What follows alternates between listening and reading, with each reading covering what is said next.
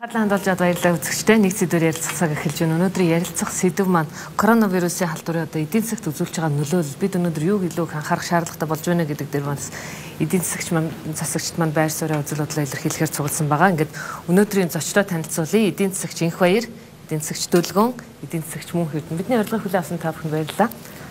За тэгэхээр би асуулт эхлэхээс өмнө нэг дөнгөж саяхан гарсан одоо Монгол Улсын ерөнхийлөгчийн зарилдгийг хүмүүст уншаа танилцуулчих гэж бодсон. Яагаад тэгэхээр одоо цагаан сар тэмдэглэхгүйтэй холбоотой одоо хүмүүс маш олон мэдээллийг хүлээж байгаа учраас Монгол Улсын ерөнхийлөгчийн зарлиг гаржээ.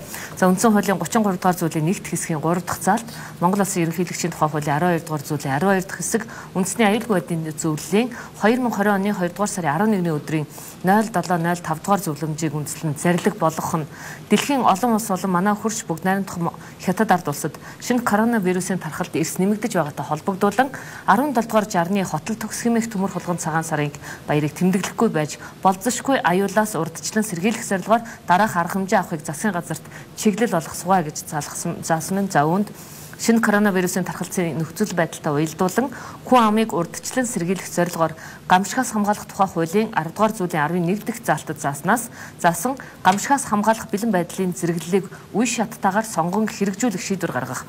1-2 олон улсын хөл хориот болон халдварт бусад өвчнөөс урдчлан сэргийлэх, өвчин гарсан үед тархаахгүй байх, таслан зогсоох зорилгоор хориот цэрийн дэглэм тогтоох асуудлыг засгийн газрын хуралдаанаар яаралтай журамдаж мөрдүүлэх. 1-3 цагаан сарын баярт зориулсан олон нийтийг хамруулсан үзэсгэлэн худалдаа мэдээллийн хэрэгслээр явуулах реклам сурталчилгааг даруй зогсоох. Хэвлэл мэдээллийн хэрэгслээр шинэ коронавирусын халдвараас урдчлан сэргийлэх иргэдийн үүрэг хариуцлага, уг халдварын хор нөлөө хөнөөллийг ухуулан ойлгуулах ажлыг хэвлэл мэдээллийн байгууллагуудтай хамтран зохион байгуулах.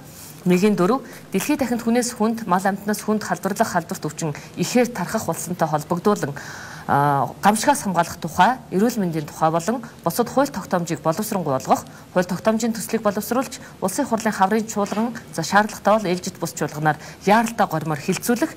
За 2 шинэ коронавирусын халдвараас урдчин сэргийлэх үүргээ ухамсарлан нийтийн эрх ашигыг эрхэмлэхийг нийт ард иргэдэд уриал сугаа гэсэн ерөнхийлөгчийн зарлиг гарсан байна. Дөнгөж сая энийг одоо үзэгчтэй танилцуулъя.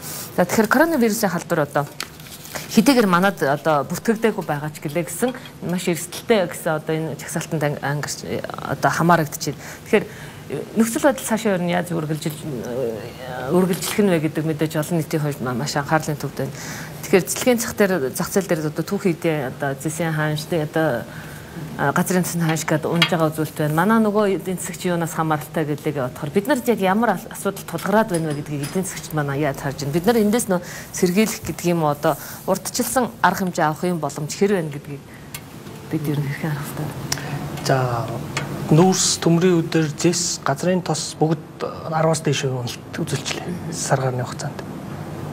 За тархалт одоо энэ Харвард их сургуулийн эрдэмтэнд Английн нэг эрүүл мэндийн одоо институт хятадын вирус судлаач гэдэг ингээд энэ нөгөө яг ангаах ухааныхын мэрэгчлэтнүүдийнх нь хийсэн анализ юмыг харахаар бол тархалт бол цаашаа зогсох болоогүй байна гэдэг. Тэгэхээр нэг сар орчим байна. Нэгдүгээр, хоёрдугаар сарстай харьцуулахад 10-аас 15 дахин хурдан байна. Тархаж байна.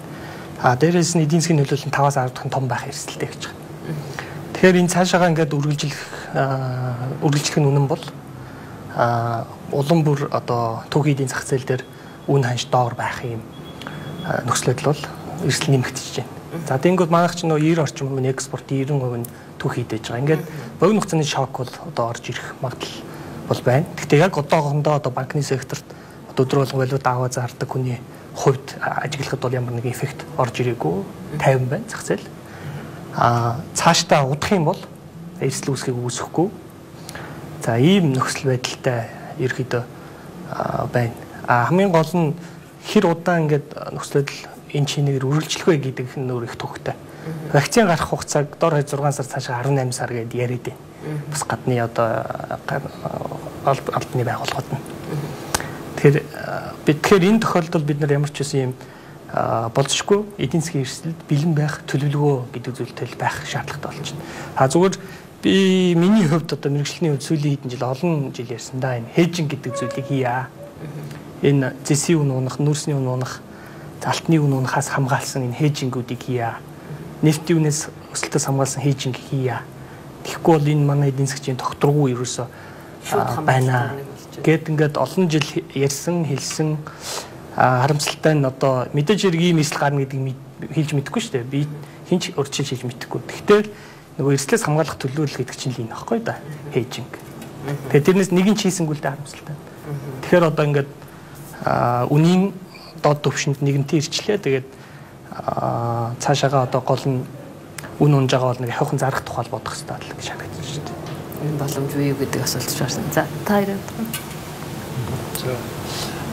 халдвар төвчнийг яг олон улсын байгууллага, дэлхийн эрүүл мэндийн байгууллага дэлхийд даяар зарснаас хойш бол 44 дахь хоног өнгөрч байна тийм ээ. За саяхан зарим их сурвалжаас үзэхэд бол бараг 12 сарын 8-ны үед бол анхны тохиолдол бүртгэгдсэн гэж хэлж байгаа. Тэгэхээр үндсэндээ 2 сарын туршид бол энэ өвчин тархсан байна. За 2003 оны SARS-тай харьцуулахад бол 2003 оны SARS гарснаас хойш үндсэндээ 8 сарын дараа л намжсан байна. Тархалт нь 8 сарын турш үргэлжилсэн. Тэр үеийн одоо эдийн засгийн байдлаа харьцуулах юм бол нэгдүгürt Монгол улсын эдийн засаг харьцангуй бага байсан. Зөвхөн гадаад худалдааны экспортыг харьцуулах юм бол Монгол улсын экспорт тухай 2003 онд бол 600 сая доллар байсан. Одоо бараг 1 сарын л экспорт, 1-2 сарын. Тэгтэл одоо 7 тэрбум гэдэг бол 11 дахин өссөн байна тийм. Хятад эдийн засаг адилхан хэд дахин өссөн. Тэгэхээр харьцуулаад үзэхэд өмнөх 2003 ч юм уу за 2014 15 онд гарсан төв хэдийн үнэлтгээд харьцуулахад одоо энэ манай эдийн засгийн цар хэмжээ гадаад худалдааны цар хэмжээгээс бодоход эндээс учрах хэрэг өндөр байна. Тэгээ олон суугаар байна. Зөвхөн гадаад худалдаа биш, аялал жуулчлал, төсвийн орлого, бизнес эрхлэгчдийн татврын орлого гэдэг олон суугаар. Тэгэхээр эндээс одоо олон улсын байгууллагуудын таамаглалд нэгэнт гаргаад байгаа учраас одоо тоо мэдээлэл хүлээлгүйгээр засгийн газар арга хэмжээ авч эхлэх шаардлагатай эдийн засгийн тал дээр. Тухайлбал яг ямар арга хэмжээнүүд вэ? За юуны өмнө манайх одоо зарим байгууллагууд ч хэлээд байна шүү дээ. Судалгаа хүлээж байна гэх тийм. За яг 1 сар гараг тийм. Бүр найдвартай судалгааг үлдэхэд бараг 1-р улирлыг харъя гэж хэлэх гэдэг шүү дээ. Тэгж болохгүй. Шийдвэр гараад арга хэмжээ чинь биелэгдэтэл дахиад 1-2 сарын хугацаа ордог байхгүй. Анхан шатндаа хүрээд эффектив болтолтой. Тэгэхээр 4 сар дарга хэмжээ авна гэвэл хоцрон. Энэ бол айл хийж нөгөө борооны дараа цуна. Тэгэхээр одоо зэрэгцээд 3 сард гадаад худалдааны дараахан гадаад худалдаа үндсэндээ бараг одоо багаар бодоход 1 тэрбум гаруй долларын буурлал гарах гэж байна шүү дээ. 7-оос 1 тэрбум рүү тий. Зис зүр нөөсөн дээр бодох. Тэгэхээр энэ бол эдийн засгийн 1-2 сарын экспорт байхгүй гэсэн. Энэ хэмжээгээр гадаад худалдааны алдагдал нэмэгдэж болцсошгүй тий. Тэгэхээр энэ дээр гадаад худалдааны механизм байгуул энэ дээр тарифтай ямар өөрчлөлт оруулж болох вэ? Худалдааны тий алдаглалаа багасгахын тулд юу хийж болох вэ гэдэг алхам байж болно. Төсвийн орлого дээр энэ дээр бол гарцаа авахгүй том нөлөө орж ирэх гэж байна. Тэгэхээр төсөв дээр юу хийж болох вэ? Тэгэхээр засгийн газрын төвшөнд авах арга хэмжээгээ 3 сард авчмаар.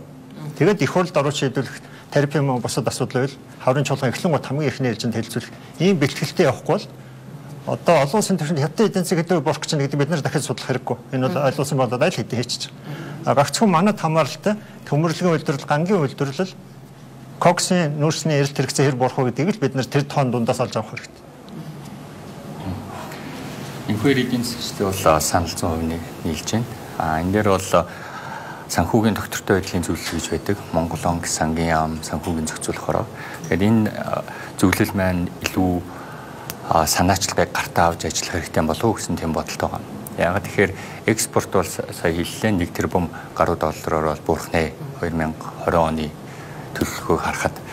Тэгэхээр энэ эргээд төсөв дээр томоохон хүндрэл бол авчирна. Яа тэгэхээр төсвийн одоо ингээд бүрдүүлэлтийг харах юм бол 24.5%-ийг бол уул уурхаагаас олж байгаа. Гэтэл энэ олж байгаа орлогын чинь бараг одоо экспорт 19 оных 7 тэрбум байсан те 7-ны 1-ээр бол шууд согт утгах нь шүү дээ. Тэгэхээр тэр хэмжээгээр энэ төсөв дээр бол одоо тэр тооцоосноос бага орлого бол орно. Гэтэл зарлага маань эргээд 2.1 их 80-аар өндөр байна. Одоо нэгсэндээ төсвийн алдагдал чинь 2.1 их 80 дээр өндөр үед дахиад бид нэр тооцоосноос бага орлогыг олох гэдэг шүү дээ. Тэр нь 1 их 80-аар бага болох юм уу гэдгийг бол мэдэхгүй байна. Яг тоог нь бол мэдэхгүй байна. Гэтэл энэ нь бол нөлөөлөх нь бол гарцааг болчлаа. За тэгвэл одоо яах вэ? Энэ дээр бол илүү засгийн газар санаачлагыг одоо сангийн яам санаачлагыг гартаа авч бол ажиллах бах. Монгол онкны зүгээс ч гэсэн энэ энтэй уялдуулаад одоо валютын ханшийг ямар төвшөнд зорих юм, инфляциягаа ямар төвшөнд зорих юм, мөнгөний бодлого, мөнгөний нийлүүлэлтээ ямар байдлаар бид нэр зохицуулах юм гэдэг дээр өөрчлөлт орох шаардлагатай гэж харж байгаа. Яг тэгэхээр энэ импорт чинь өөрөө валютын ханшнаас тодорхой хэмжээгээр бол хамааралтай байдаг. Тэгэхээр одоо байгаа валютын ханш гэдэг бол ер нь бол энэ нөхцөл байдалд бол өөрчлөх шаардлагатай гэж бол миний хувьд бол үзэж байна. Энэ нь бол нэгсэндээ тэр гадаад худалдааны алдагдлыг бууруулах бас нэг механизм гэж бодож байна. Би нэг гадаад талаас одоо зах зээлээс хамаарах одоо нөлөөллүүдээ нэлээд сайн олж хараад байна. Дотоодод үүсэж байгаа эдийн засгийн асуудлуудыг яг энэ хямралын асуудлуудыг хэрхэн харж тооцож байна гэдэг үсэн. Яг за валютын захаа харах юм бол богино хугацаанд бол доктортой. За урт хугацаанд бол одоо саяны экспорт буурах гэх мэтлэн асуудлаас үүдэлтэйгээр төгрөг цаашаа сулрах эрсдэл бол байсан. Одоо нэмэгдэж байна. Дээрээс нь дотоод талын одоо гадаад орчин юм байхад дотоод талд нэмж эрсдэл үүсгэмээр байна. Одоо жишээлбэл юу гэдгийг ингээл нэг сонгуул гээл одоо сонгуулаар нэг бага мөнгө төгрөг таарад энийг жишээ нь болох хэрэгтэй байна тийм. Гэх мэтлийн янз бүрийн зарцуулалтуудаа танах ийм асуудал бол маш чухал болж юм гэж харж байгаа. За банкны секторын хувьд бол нөгөө талаас нь за би бас сайн валют талаас нь хэллээ тийм. Зээлийн одоо олголт зээлийн чанаргуул гэдэг асуудал бол маш чухал асуудал байгаа. Тэгэхээр яг одоогоор бол за нэг сар орчим хугацаа өнгөрөх гэж байна. Тэгээ нөгөө олон улсад карантин тогтоосноос хойш.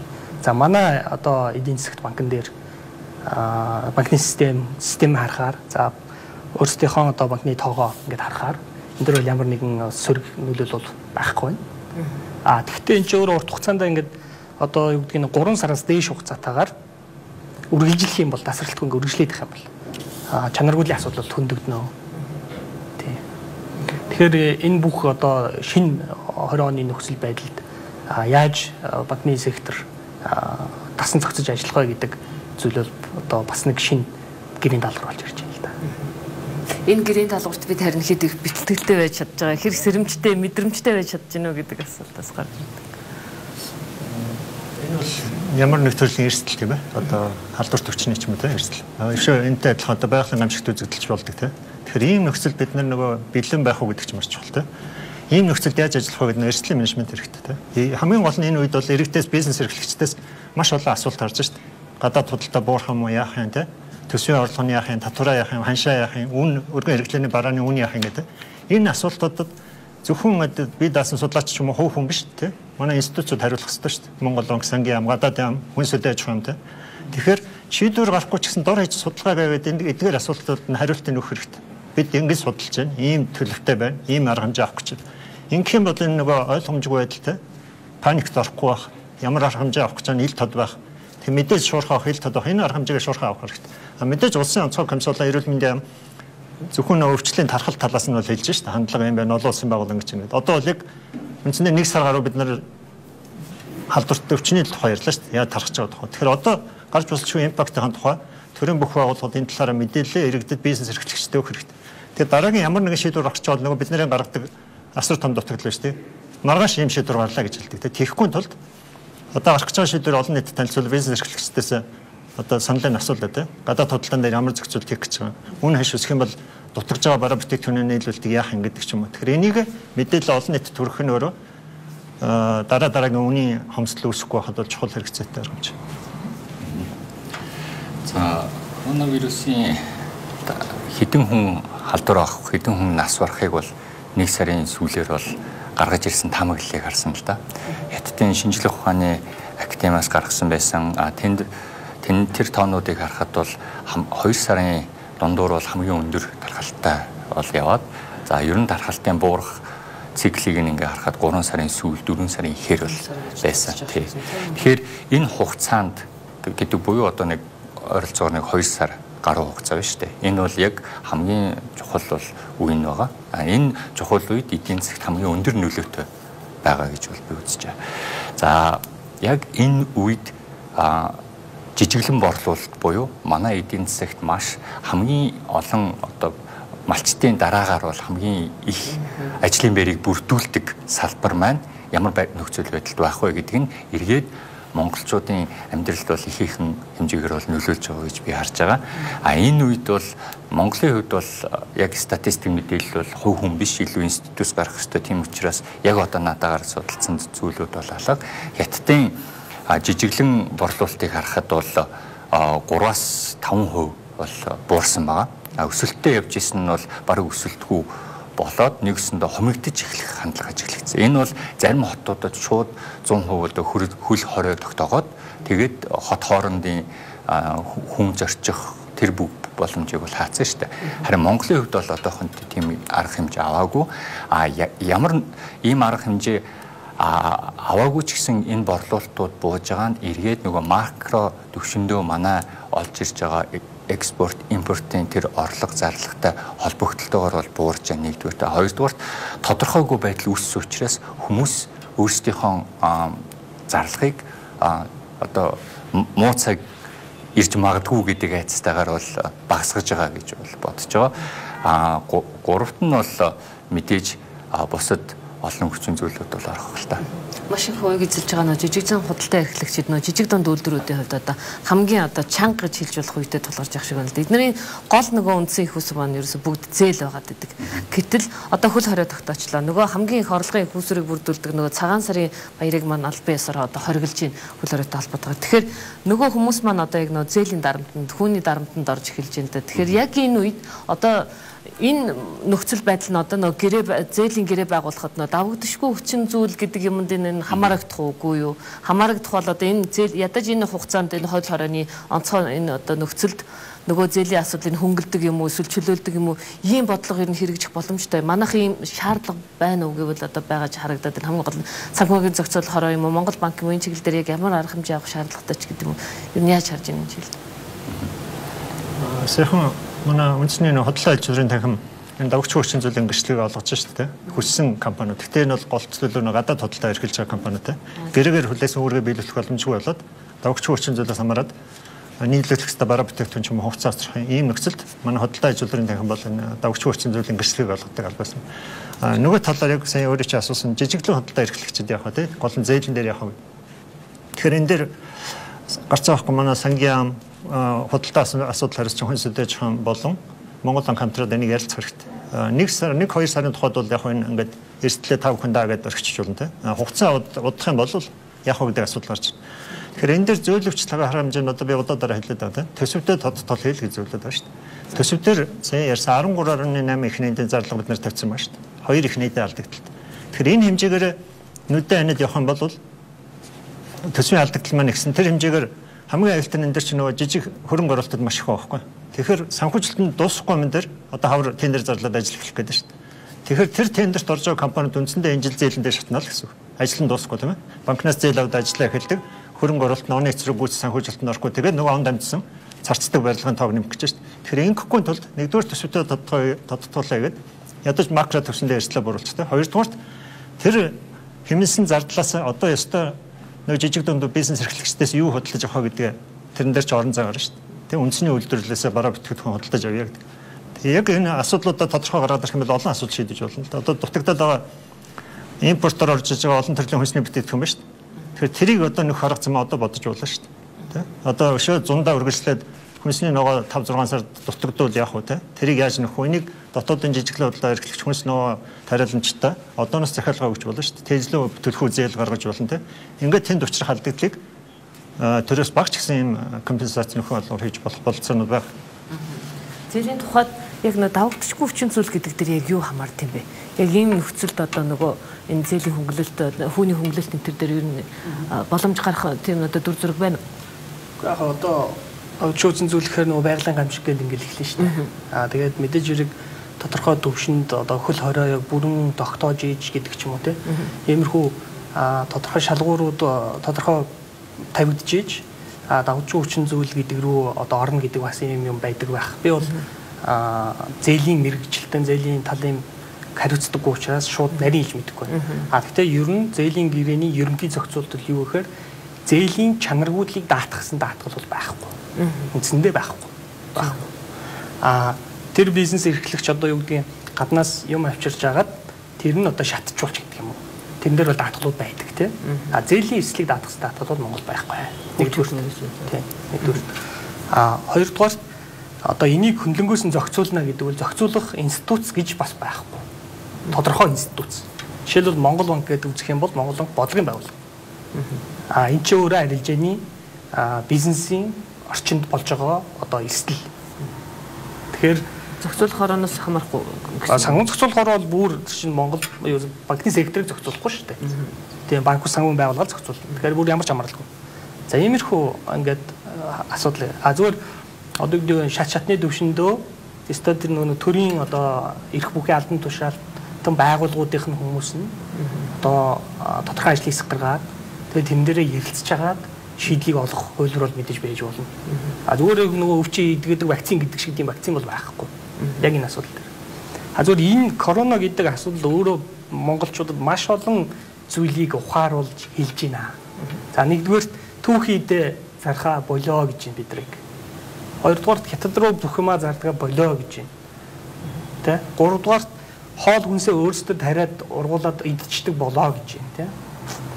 Гэт ингээд маш олон асуудлыг бидний нөгөө нэг олон жил эдийн засгчдын маань ярьсан асуудлыг яг бодит амьдрал дээр яг орчинд нь аваад ирж байна л та. Эдийн засгийн эрүүл мэндийн байдал яг ямар хөө байгааг тодорхойлоод өгчлөө гэж бодож байна. Ерөөсөө эдийн засгийн эрүүл мэндээс гадна өөр олон асуудал. Жишээлбэл монгол хүмүүс ямар мэдээлэлд итгэдэг, ямар мэдээлэлд итгэдэггүй, юун дээр үндэс шийдвэр гаргадаг вэ гэдгийг хүртэл тодорхой хэлж өгж штэ. Тэр лангуу хосорж байгаа асуудал. Тэгэхээр бид нар эн чинь ийм эдийн засгийн орчинд амьдарч ээж, тэгээ ийм том хөршийн хажууд байж ээж, бид нар нэг өнөөдрийн ийм менежментээрээ яваад байвал хол явахгүй нэ гэдгийг айгүй тодорхой хэлж өгөөд байна л да. Тэгээ би бол энэ дээр бол одоо маш их санаа зовж байна. Эдийн засаг талдаач, за одоо эрүүл мэндийн салбарын үйлчлэгийн хүртээмжийн асуудал энэ дээр яригдж байна гэдэг. Тэр чигээр нь бүх салбарыг дөргиж штэ. Тэр бид нар энэс одоо ухаантай юм бол нэг юм шин менежментийг л гаргаж ирж цааш нь хөргөжлүүлмээр. Тэгээ одоо юм болдог бол. Тэр гарцыг бид одоо яаж олох вэ? Яаж шийдэх вэ? Тэгээ одоо хэлцэх ёстой яах ёстой гэдэг. Жишээ нь бүгд найрамдах талд улсын ардын банк жишээ нь одоо коронавирусын тохиолдолтой холбоотойгоор одоо асуудлыг эдийн засгийн одоо энэ уналтын асуудлыг шийдэхэд бол бас богино хугацааны хүүгээ одоо гэнэ бууруулсан гэсэн мэдээ юм л да. Тэгэхээр олон улсын хувьд яг одоо ийм нөхцөлд банк санхүүгийн салбарт нь ер нь яг ямар одоо зохицуулт хийж давсан байдаг ийм жишээ ер нь байдгүй. Манад яг одоо ингэх боломж ер нь хэр вэ гэж харж байна гэдэг зүйл юм уу? За яг над асуултанд хариулахаас өмнө ганц онлайн гэх юм уу, амьдралын гэх юм уу нэг зүйл хэлэх хэрэгтэй байх л та. Эдийн засгчдын зүгээс энэ бол хамгийн зөв эдийн засгийн бодлого шүү гэж хэлж болдог. За энэний нэг нь бол жишээлбэл энэ төсвийн алдагдлаа багасгаа, төсвийн тодтгол хийх юм байна гэдэг бол энэ бол яа харахгүй зайлшгүй хийх ёстой ажлуудын нэг болчлоо л доо. Энийг бол ерөнхийдөө дийлэнх эдийн засгчд бол санал нэгдэх байх гэж би бодож байна. Гэтэл энэ нь яг энэ жил сонгуулийн жил болж байгаа. Тэгэхээр сонгуулийн жилдээ холбоотойгоор энэ улс төрийнхэн ийм шийдвэр гаргаж чадах уу? Тэгэхээр хичнээн сайн эдийн засгийн бодлого санал болгосон ч гэсэн улс төрөөсөө болоод ундаг тохиолдлууд маш их байна. Ялангуяа Монголд бол маш олон тохиолдлуудаар ингэж унж байна. Тэгэхээр хамгийн сайн эдийн засгийн бодлого биш ч гэсэн 2 дахь 3 дахь сайн нь те нөлөө нь эхнийгээс арай бага ч гэсэн улс төрчид тэрийг нь аваад энийг яг ингээ хууль болгоод баталдаг ч юм уу те эсвэл тэрийг нь аваад хэрэгжүүлэх тийм л бодлого бид нэр ер нь өөрсдөө бодож олох хэрэгтэй. Тэр нь эргээд гадаадад ямар бодлого хэрэгжүүлж гин гэдэгтээ энэ бас уйлдааг болчиход байгаа. Мэдээж. Гэхдээ ерөнхийн нэг одоо жишийг харах юм бол гэх юм уу тэр зохицуулт хийж болдог одоо жишээ гэх юм уу байж болно. Бид нэр одоо яг энэ маягаар ингээд зохицуулах дотоодынхоо одоо юу гэдэг нөгөө онцлог тохируулсан ч гэдэг юм уу тийм маягаар зохицуулт хийж болохоор байна уу гэдэг юу харагдаад байна л да. Яг гэвэл одоо яг энэ жижиг дунд бизнес эрхлэгчдэд яг одоо энэ хүмүүст үйлдвэрлэл худалдаа эрхэлж байгаа энэ хүмүүст бүр маш том тийм ачаа нуруунд дээр нэрж байгаа учраас яг энэ үед тэд бидний одоо энэ асуудлыг яаж шийдэх боломжтой байна вэ гэдэг энэ асуултыг тохиог л хамгийн хүсэж байгаа хэрэг. Энэ дээр жишээлбэл Монгол банкн дээр бол маш олон тоо шууд харагдж байгаа шүү дээ. Хичнээн доллар орж ирж байна те.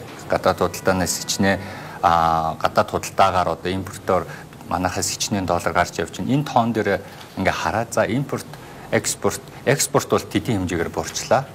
Тэдийн хэмжээгээр буурах юм байна гэдэг бүх тооцооллуудаа гаргаж ирсний дараа яг энэ тэр бодлогыг тусгаалan хэрэгжүүлж чадна. Жишээлбэл та түрүүн ярьлаа л да.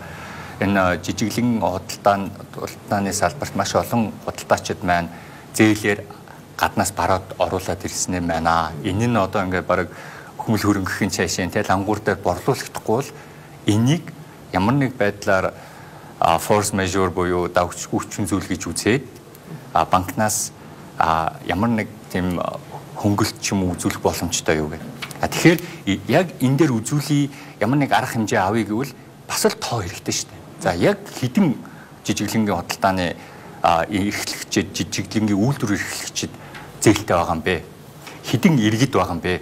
За зээлэн дээр гэх юм бол жижиг дунд үйлдвэрлэл дээр гэх юм бол энэ нь борлуулалтыг хэдэн хувиар буулгахаар байна. Энэ нь зээлийн эргийн төлөлтөнд яаж нөлөөлөхөөр хэд өндөр нөлөөлөхгүй бол заавалчгүй хийх шаардлагагүй. Нөгөөтэйгүр 2009 оны одоо жишээлбэл эдийн засгийн хямралын үед те бараг 150 мянган гаруй хүн ажилгуулж исэн баггүй. Тэр үед яг энэ иргэдийн зээлэн дээр ямар арга хэмжээ авах болох вэ? Яг адилхан. Яг одоо энэ коронавирус дээр хичнээн ажлын байр алга болох нь вэ? Эсвэл хичнээн хүн ажилгүй болох нь вэ? Эргээд энэ хүмүүсийн хэдэн хувь нь зээлтэй гэдгээс хамаарат нөгөө бодлогоо хэрэгжүүлнэ. Тийм тоо баримт байхгүй бол зүгээр тэр хэлж байгаа за зээлийн хөг бууруулаач гэдгийг юм уу тэднэр бол зүгээр улс төрийн шийдвэр хэмээн харагдана. Тийм тооцоо судалгаатай байж ич яг иргэдтэй тэр жижиг дунд үйлдвэр эрхлэгчид бүгдэнд нь хүрч чадна гэж бодож байна. Монгол улсын төсвийн зарлага одоо бидний энэ 20 он төлөвлөж байгаа бол 13.8 их нийт байна тийм ээ. Эндээс за нэг 2 их нийт нь хөрөнгө оруулалт, за нэг 2-оос 3 их нийт нь гадаадын зээл хүүгийн төлбөр гэх тийм. Тэгэхээр цаана нэг 7-оос 8 их нийт төгрөгөөр бид дараа үйлчлэгээ жилдээ худалдаж авч байгаа засгийн газар. Тэгэхээр энэ дотроо бид нэр зохицуулт их боломж байгаа. Их баг ямар нэг хэмжээгээр. Тэгэхээр энэ арга зам нь юу байж болох вэ гэхээр манай бараа ажил үйлчлэгээ худалдаа авах хууль шүү дээ. Тендерийн хууль гэж ярьдаг тийм. Тэгэхээр энэ хуулиараа нөгөө албан байгууллагууд ямар ч ажил үйлчлэгээ авсан нээлттэй тендер зарлаж байгаа шүү дээ. Тэгэхээр ийм форс мажортой ийм одоо болшгүй зүйл тулгарсан нөхцөлд тэр зохицуултаа өөрчилж болно тийм. Хуулиар ч юм уу засгийн газрын төвшөнд. Тэгэхээр зарлагдж байгаа засгийн газрын одоо яам төрийн байгууллагуудад зарлагдж байгаа тендерийг хязгаарлагдмал хүрээнд зарлагтай. Аль болохоор жижиг дунд бизнес эрхлэгчид үндэсний хөрөнгө оруулалтад дотоодын бараа үйлчлэгийг худалдаж авах замаар тэр үйл ажиллагаанд тасалж байгаа бизнесийг дэмжих юм боломж байна. Доод төвшөндөө энэ вирус бол бид нарт жишээлбэл төмөр замаа хурдан барьчихгүй яасан юм бэ гэдэг мессеж өгч байна. Тэ? Авто замаар гардаг байсан өчнөө олон мянган 100 жолооч нар энэ тэнд ингээд нүрсээ зөөвөрлөдөг байсан. Гэтэл одоо вирусын асуудал гэдэг ингээд ингэж байна те. За бүр дээд төвшөндөө ингээд том макро төвшөндөө харах юм бол энэ баялгаасаа олсон тэр төв хийдийн үн өндөр байх үед олсон тэр орлогоосоо нэг хэдэн цааш нь хийгээд олон улсын санхүүгийн зохицол дээр хөрөнгө оруулалт ийм сан болгоод нөгөө Норвегийн сан, Сингапурын Temasek-ийн те энэ сангууд шиг ийм макро эдийн засгийн уналтын үед эдийн засгийг тогтворжуулах зорилго бүхий одоо ийм хөрөнгө оруулалтын сангуудыг яагаад үүсгэжээгүй юм бэ гэдэг. Жишээлбэл 30 жил бид нар газраа ухлаа. Өнөөдрийн хүртэл одоо зулуулсан 27 юм алах улсын түвшинд. За хэрвээ жишээлбэл одоо юу гэдэг тийм сан байсан бол долларын хөрөнгө оруулалт хийдэг дэлхийн хэмжээний том сан тий. Дэлхийн зах зээл дээр хөрөнгө оруулалт хийдэг сан. Хэрвээ байсан бол бид нар энэ асуудлыг энийг л давна шүү дээ. Давах байсан байхгүй. Тий. Гэтэл дийр нь байхгүй байна. Энд чи өөрөө биднэрт юу хэлээд байна вэхээр богино хугацаанд ингэж сандралдаж гүйцэтгэхгүй тулд дунд урт хугацаанд хэрэгжүүлэх ухаалаг бодлого төлөвлөлт менежмент хэрэгтэй байна шүү монголчуудаа гэдгийг одоо энэ вирусын эрсдэл биднэрт маш тодорхой харуулж байна. Яг таны хэлж байгаа нөө эрсдлийн сан хөрөнгө оруулалтын томхон сантаа болчих чадаагүй нөө эдийн засгийн нөхцөл байдлаас шалтгаалаад байсан нь эсвэл улс төрийн нөхцөл байдал илүү шалтгаалсан уу гэдэг асуулт гаргаад байна. Мэдээж хэрэг улс төрийн нөхцөл байдал бага нөлөөлдөг байсан бол эдийн засаг өнөөдөр ямар хэмжээнд байх юм бэ? Хэр эрсдэлтэй авах чадвартай байсан бэ гэдэг асуултанд сөрөх гэдэг юм л тийм мэдээж тэгээд энэ мэдээж одоо 30 сүүлийн 30 жилийн хугацаанд банк түүхийдийн үнгээл тасралтгүй өссөн юм бол байхгүй шүү дээ тийм өсөх үедээ өссөн унах үедээ унсан. Тэгэхээр өсөх үед нь л тэр асуудал бид нар сангаал байгуулах ёстой байсан. Тэгтэл байгуулаагүй нь хэний одоо хэн ажиллаа хийгээгүй юм бэ гэдэг асуудал руу хөтлөж шүү дээ. Тэгэхээр хэн ажиллаа хийгээгүй бодлого боловсруулагч нар л ажиллаа хийгээгүй шүү дээ. Тэгээд хамгийн гол нь энэ бүхний үр дүнд одоо ганцхан мөнх эрдэнэ гэдэг хүн ч юм уу ганцхан дүлгүүн гэдэг хүн хохирохгүй байгаа. Энд байгаа 3 сая хүн хохирж байгаа. Эрсдэлд орж ийн гэдгийг гүний ухамсарлах хэрэгтэй байна л да. Ялангуяа бодлого боловсруулж байгаа төвшөнд байгаа хүмүүс. Та бүгдийн одоо ажлын та бүгдийн гарт та бүгдийн хийсэн ажлын үр дүнгээр Монгол 3 сая хүн яаж амьдрах вэ гэдэг зүйл бол та бүгдийн ажлын үр дүнгээр маш их нөлөөлнө ажлын үр дүн. Мэдээж хэрэг хувь хүн одоо төр засаг маань надад мөнгө өгнө гэд гэртээ хөвтөд суу гэж байгаа юм биш. Хүн болгон хөдөлмөрлөх ёстой. Ажиллаа хийж явах ёстой, урагшаа тэмүүлж явах ёстой, тэр нь бол байх ёстой. Тэгэхдээ хувь хүн гэдэг чинь маш жижигхэн хүч султай ийм эдийн засгийн агент. Тэр агент дээшээгээ доктортой явахын тулд суур хөрсөн зөв сайн байж явдаг. Энийг дэлхийн улс орнуудын олон хөгжсөн улс орнуудын жишээгээр харж болно. Тэр суур хөрсийг том бодлогын институтсууд нь бий болгож өгөх хэрэгтэй юм аа л гэж хэлдэг. Тэр бас хэлсэн те одоо яг улс төрийн нөхцөл байдлыг бид одоо сонгуулийн жил юм а тийм ма гэдэг байдлаар ингээ халахж шигээд явсаар байх юм бол цаашдаа ер нь ямар дүр зураг нүүрлэж болцсохгүй байна вэ? Юу нэр хатуу анхаарах шаардлагатай байна гэдэг дээр эдийн засагч манаас нэг саналаа хийнэ. Зөвхөн өмнө бодлого бид нар жил болгон баталж байгаа. Тэгэхээр энэ дотор нэг олон төрлийн таамаглал шүү дээ. Зэс нөөцний үн ямар байх вэ? Хятадын эдийн засаг ямар хувьтай өсөх үү гэдэг. Тэгэхээр энэ бол биднээс хамаарахгүй хүчин зүйл. Монгол улс төр зэсний үн нөөцний үн хэд байх бид нар хэдэрч мөрөөдөд тавьж болно бодиттой дээр биднээс хамаарахгүй. Тэгэхээр биднээс хамаарч байгаа зүйл бол бидний Монгол улсын төсөв өөрөө энэ тодорхойлж байгаа. Төсвийн зарлага бид нар их байх уу, бага байх уу, төсвийн алдагдлаа их байх уу, тэнцвэртэй байх уу гэдэг нь бид шийдэж чадах асуудал. Улсын төсөөс жил болгон баг одоо 2 их найд гаруй төрийн хөрөнгө оруулалт хийж шүү дээ. Орон нутагт одоо авто зам, сургууль, цэцэрлэг гэдэг мэдээж энэ дотор хэрэгтэй юм байна. Тэгэхдээ яг ийм эзэгтэй үед тэр зарсан мөнгө тэр орон нутагт нэг 2 сумын хооронд тавьсан авто зам нэг цахилгааны шугам хэрэг болох уу гэдэг л асуудал байхгүй. Хөрөнгө оруулалтын үүрэг шиг Тэгэхээр өнгөрсөн 5-6 жил ингээд олж байгаа мөнгө бүгдийг хөрөнгө оруулалтаар зарах хэрэгтэй юм шиг ингээд ямар нэг ажил руу хөрөнгө оруулалт болгоо гаргаад байна шүү дээ.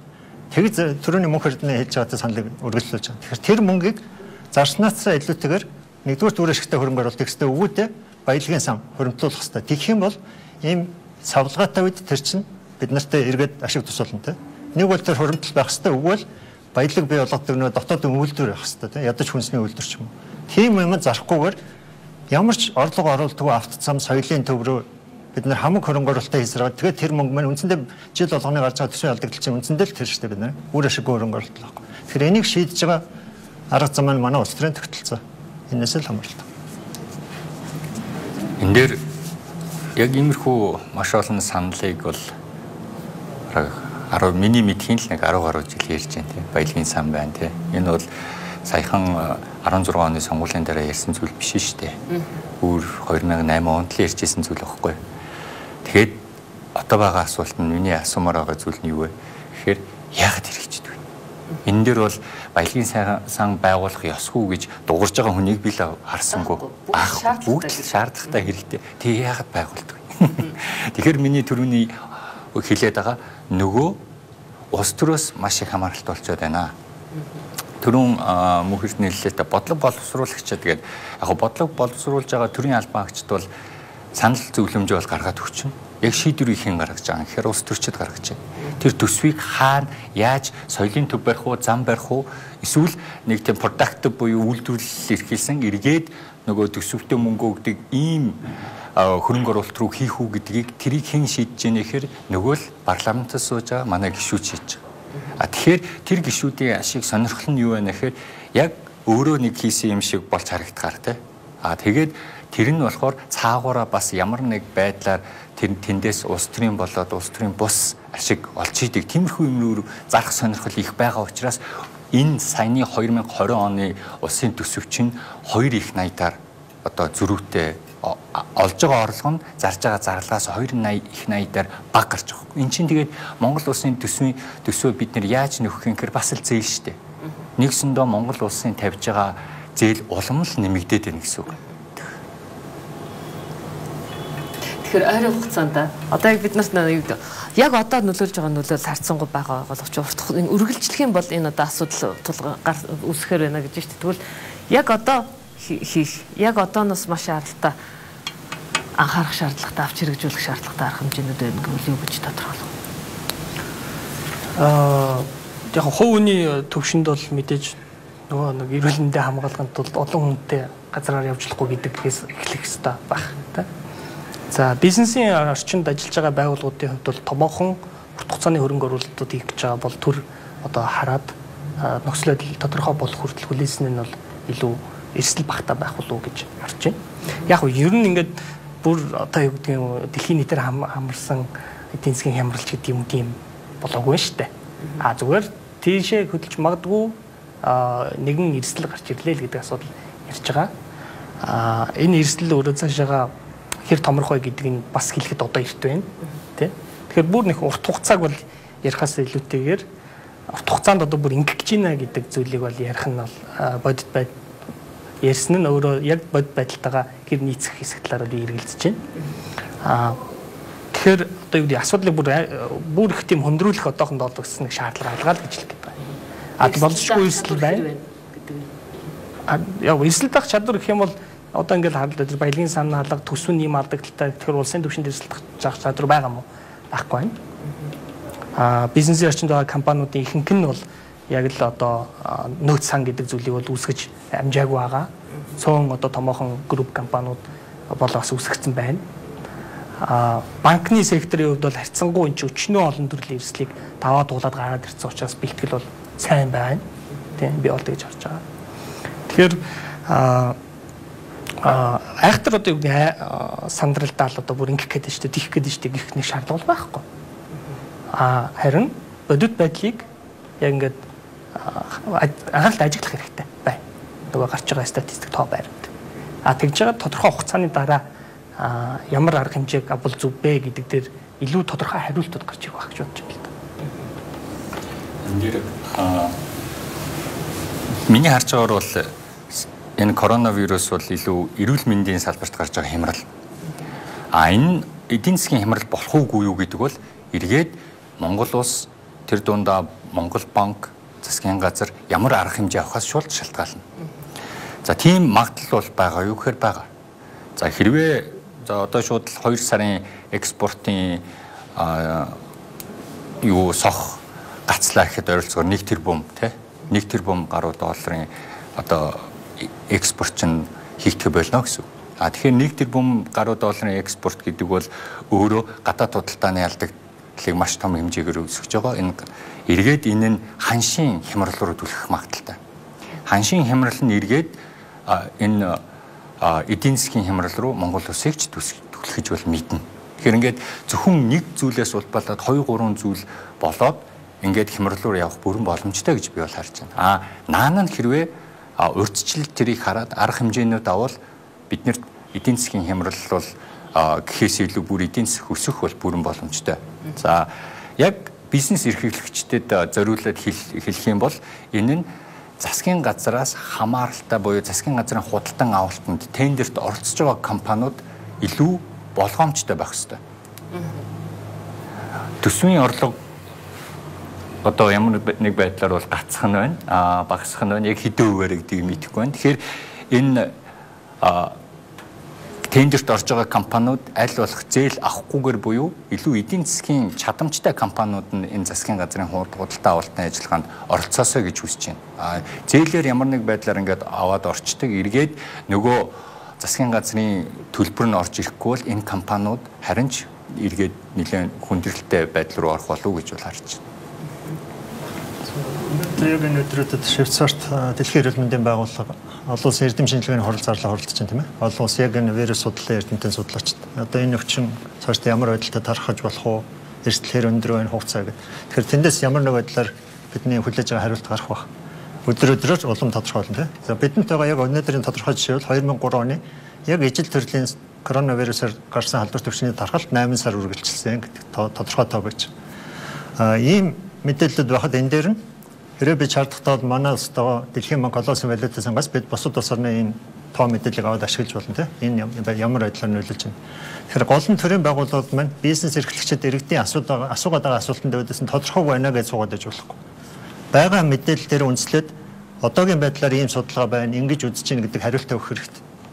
Олон улсын хөрөнгө оруулалтын банкуд аль хэдийн ийм дор хаяж 1 2 дугаар удирдлагын гэсэн тооцоогоо хийчихэд танилцуулаад байна шүү дээ. Тэгэхээр бүтэн жилээр биш гэхэд 2020 оны 1 2 дугаар удирдлагад ийм хандлагатай байна. Бид ийм арга хэмжээ авах гэж байна гэдгээ танилцуулах хэрэгтэй. Тэгээд дээр нь хамгийн ихний яралтай авч болох арга хэмжээ бол за бүр ахтар төсвийн тодтол гэж ярьдаг юм а гэхэд түрүүний хэлдэг нөгөө оны дуусахгүй мэддэхгүй байгаа. Шинээр зарлагдах хөрөнгө оруулалтынхаа худалдаа ажиллагаагаа одоо төр хойшлуулах хэрэгтэй. Тодорхой болтол тийм ээ. Үйл ажиллагааг зэгцэлж жагаад үнэхээр энэ харьцангуй богино хугацаанд үргэлжлэхэд 4-5 сар дотор худалдаа ажиллагаа зохион байгуулж болно шүү дээ. Тэгэхээр юу энэ тохон төрөлгөө одоо тендерын зарлаад нөгөө баахан компаниуд төр ажил хийхээр юм шиг тендер аваад ингэх юм бол энэ дэр харин ч улам их хогшлоор. Өмнө 2003 оны болон 2014-5 онд орсон ямарлын чинээс аливаа энэ байдлыг удаан үргэлжлэх юм бол энэ бол зөвхөн гадаад худалдаа төсвийн орлого шүү дээ. Цаашдаа банкны салбар руу орж болзошгүй шүү дээ. Чанаргүй зээл үүсэх тийм. Тэгэхээр тэр лөө оруулахгүй тулд л одоо арга хэмжээ авах хэрэгтэй. Дор хаяж энэ төсвийн орлого гадаад худалдаан дээр зөв зохицуулт хийж чадах юм бол банкны салбарынхаа чанартай чанаргүй зээлийн хэмжээг нэмэгдүүлэхгүйгээр хохирлохтой даван туулах боломж байгаа. Хэрвээ зөв арга хэмжээг аваа явуулчих юм бол бид нар сайн дүр зурагч харагдах боломж байна гэж байна шүү дээ. Энийг яг тодруулах юм бол жишээ. За коронавирус гараад бидний урьдчилан таамагласан буюу одоо 20 оны эдийн засгийг оролцоогоор нэг 6% өсөлттэй гэж харж байгаа. Олон улсын байгууллагуудаар зарим нэг нь бол арай бага 5.6% өсөлттэй гэж ярьж байна. Энэ нь бол эдийн засгийн өсөлт нэмэгдэнэ гэсэн үг бол биш. Тэгэхдээ байж болох хамгийн муу хувилбараас бол хамаагүй сайн өндөрөөр эдийн засаг өсөх боломжтой л гэдэг санааг бол хэлэх гэж оролцсон. Лүдэн шин дээр би бол арай тийм төгрөг ахтар сулраад алга болох нөхцөл байдал руу бол бас бурхгүй болов гэж харж байгаа. Яад гэхээр нөгөө талд импорт багасаад байгаа. Цагаан сарын гарах урсгал байх. Үндсэндээ одоо ингээд одоо байхгүй гэх нь хашийн. Гэхдээ лавдаг 50% байхгүй болсон баг тийм. Нарийн тоо алгалдаа. Гэхдээ цагаан сар тэмдэглэхгүй гэж байгаа юм чинь тэгээд урсгал нь багасж байгаа. За нефтийн үн дэлхийн зах зээл дээр унтсан байна.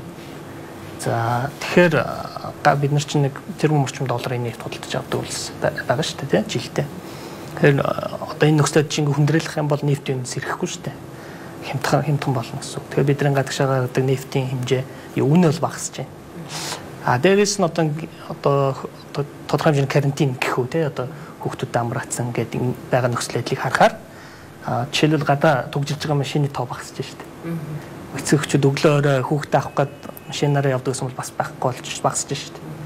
За дээрээс нь одоо 1 сарын хугацаанд жишээлбэл нүрсний нэг хашин сухад шивээ өрнг хаачлаа гэх. Тэгэхээр дизелийн эргэлт хэрэгцээ тодорхой хэмжээнд багасгах нэ гэдэг. Ингээ харахаар нөгөө бидний гадагшаа зардаг валютын урсгал чинь бас буураад байгаа байхгүй. Тэгвэл нөгөө нэг түрүү хэллээ экспорт тэрүүмээр буурах эрсдэл байгаа бол энэтэлтэй хэдэр буурах гэдгийг одоо бид нар тооцож байна. Яг эцсийн тоо гаргаж амжаагүй байна.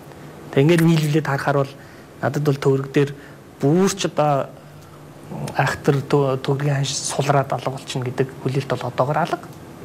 Зүгээр нөгөө сонгуулийн дараа өмнө нөгөө төсвийн зарцуулалт яах вэ гэдгээс бас их юм хамаарах гэдэг юм л да. За бидний ярилцах цаг дуусч байгаа учраас та нарт дүгнэжлэх тамилжлэх зүйл байна уу?